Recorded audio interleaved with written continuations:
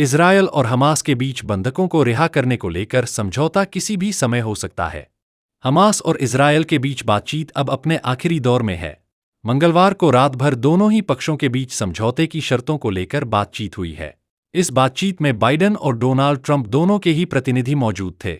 Israel के सरकारी स्वामित्व वाले कान टीवी ने बताया कि चर्चा के तहत मसौदा समझौते में 3 चरणीय योजना की रूपरेखा दी गई है।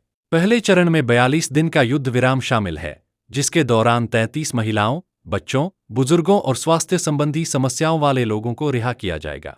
इजरायली सेना घनी आबादी वाले क्षेत्रों से हट जाएगी, जिससे विस्थापित गाजावासी उत्तरी गाजा में अपने घरों में वापस लौट सकेंगे। इसके अलावा इजरायली सेना मिस्र की सीमा पर फिलाडेल्फिया कॉरिडोर और गाजा के उत्तर और दक्षिण को अलग करने वाले नेजारिम कॉरिडोर को खाली कर देगी।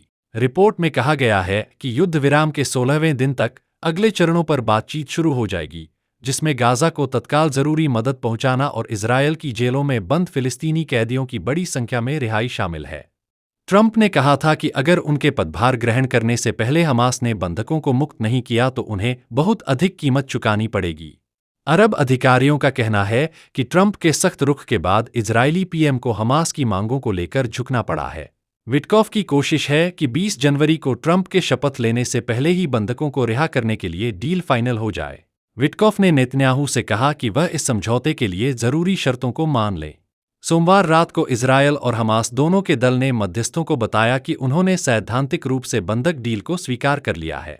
अरब अधिकारियों ने बताया कि अब इजरायल और हमास के बीच इजरायली सेना के गाजा से वापसी के मानकों को अंतिम रूप दिया जाना बाकी है। माना जा रहा है कि बुधवार या गुरुवार तक बंधक रिहाई के फाइनल समझौते का ऐलान हो सकता है। बता दें कि अक्टूबर 2023 में हमास के लड़ाकों के हमले में इजरायल के 1200 लोग मारे गए और 250 से अधिक लोग बंधक बना लिए गए थे।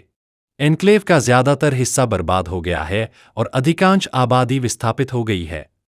फिलिस्तीनी स्वास्थ्य अधिकारियों के अनुसार तब से गाजा में 46,000 से ज्यादा लोग मारे जा चुके हैं और लाखों लोग घायल हैं। इजरायल और हमास में 1 साल से चल रही सीजफायर डील अगर कामयाब रही तो 1 वर्ष से अधिक समय तक चलने वाली वार्ताओं का खात्मा हो जाएगा। इसके जरिए संघर्ष के शुरुआती दिनों के बाद से इजरायली बंधकों की सबसे बड़ी रिहाई होगी। विदेश मंत्रालय के प्रवक्ता माजिद अल अंसारी के अनुसार जब तक कोई आधिकारिक घोषणा नहीं होती, हमें अपनी उत्सुकता को कम रखना चाहिए। फिर भी हम आशान्वित हैं। कतर के अधिकारियों के अनुसार पुष्टि कर सकते हैं कि दोहा में इस समय वार्ता उच्च स्तर पर हो रही है।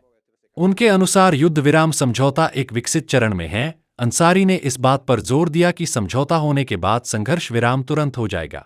उन्होंने कहा, हमारे पास कोई निश्चित समय सीमा नहीं है, लेकिन समझौते को अंतिम रूप देने के लिए प्रयास जारी हैं।